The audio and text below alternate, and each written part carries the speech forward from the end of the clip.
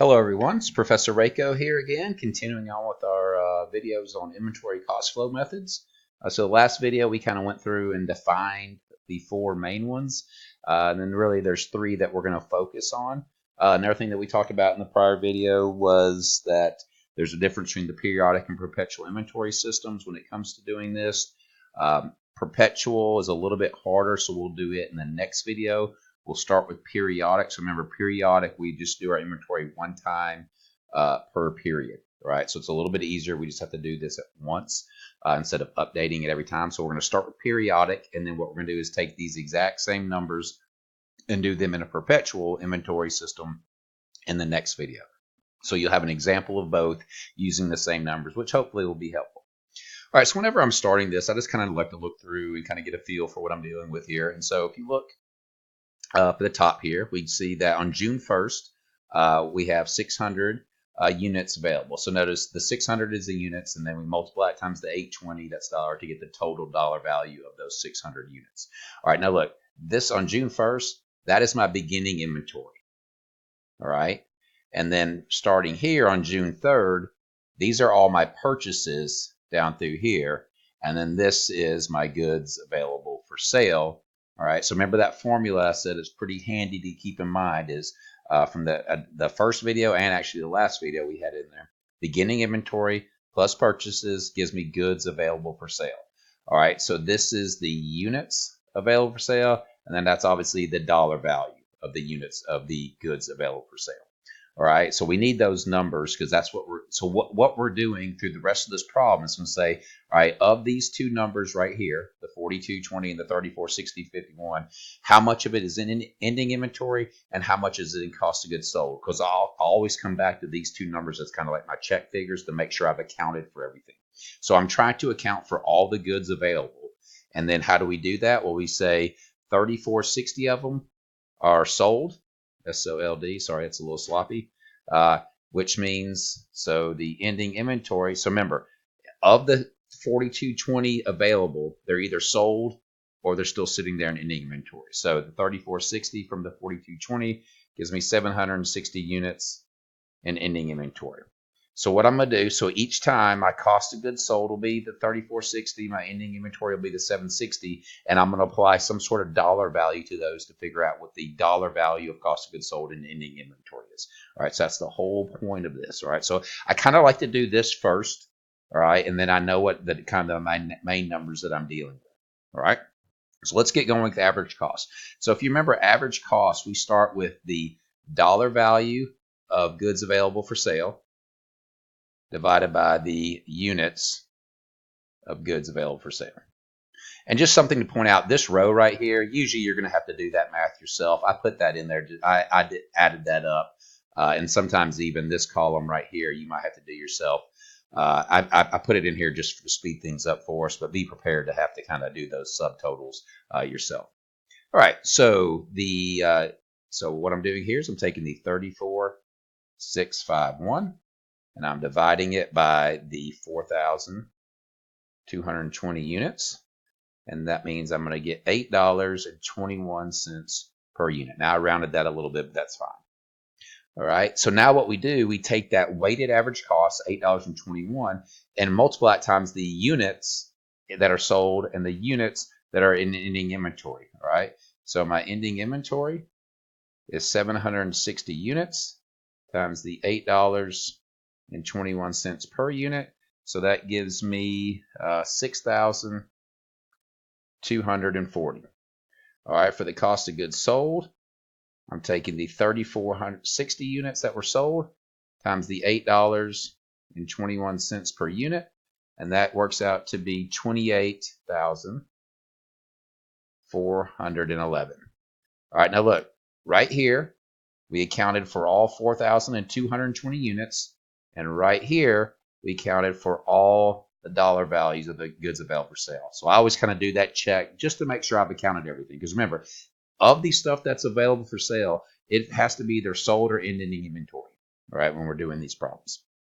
All right, so let's switch gear and do LIFO and FIFO now, all right? So let's see if we can kind of keep this all on the screen here. All right, so LIFO deals with last in, first out. right? So last in, first out. All right, so remember, for cost of goods sold, remember, we sold 33,460 units, and ending inventory is 760 units, right? What we're doing here, like I said earlier, is we're trying to put a dollar value on those. All right, so with LIFO, the last stuff in is considered the first stuff sold. So let's start with that over here. All right, so basically what we're doing, if we come up here, here's all of my so here's my last stuff in on 6/24 on June 24th. All right, so that's going to be the first stuff sold. So what I'm doing is I'm starting with this 650 right here, and I'm just counting up until I get to 3,460 units sold. All right, so what that means is I sold 650. So all of that purchase at $8.40. I'm going to leave off the dollar signs just to speed things up. And actually, I'm not going to do the totals here. I'll just kind of put what the grand total is when we're done, just because I've already done the math. All right, 500 units. The next one up at 850. All right, so you can see we're up to 1150 units, but we're going to 3460, which means all of the next 620 units that were sold, that were purchased at $8.30, those are considered sold. All right, all 1100 at the $8 are considered sold. So like I said, we're just working our way back up from last stuff in. We're working our way back through that until we get to 3,460. All right, so at this point, we need 590 more units, okay, to get to the 3,460 units sold. So if you look up here, so these were valued at $8.10. I guess I started adding the dollars. All right, that's fine. All right, so if you go and look at this purchase right here, we sold 590 of those, which means some of them are still in ending inventory. That's fine. Okay, so this works out, if you were to add all this up, this works out to be 28,435, right? 28,435. All right, so the ending inventory then should be the oldest stuff. So that'd be 600 at 820. And then the 110 of the 750. So notice here, I have 590 of it, and I'm sorry, this is 160. Sorry, I was going to say that number can't be right. All right, so this is 590, and this is 160. So that's the 750 at 810. So I've accounted for all those. That one purchase got split up. All right, and so there's my 760 units, and this works out to be 6,395. Okay, so once again, I've accounted for my 3,460 and my 760 units. If I add these two numbers here, I get 34,651. So I've accounted for all the dollar value of the goods available for sale as well.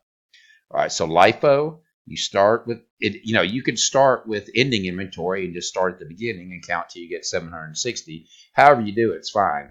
You'll get the same answer.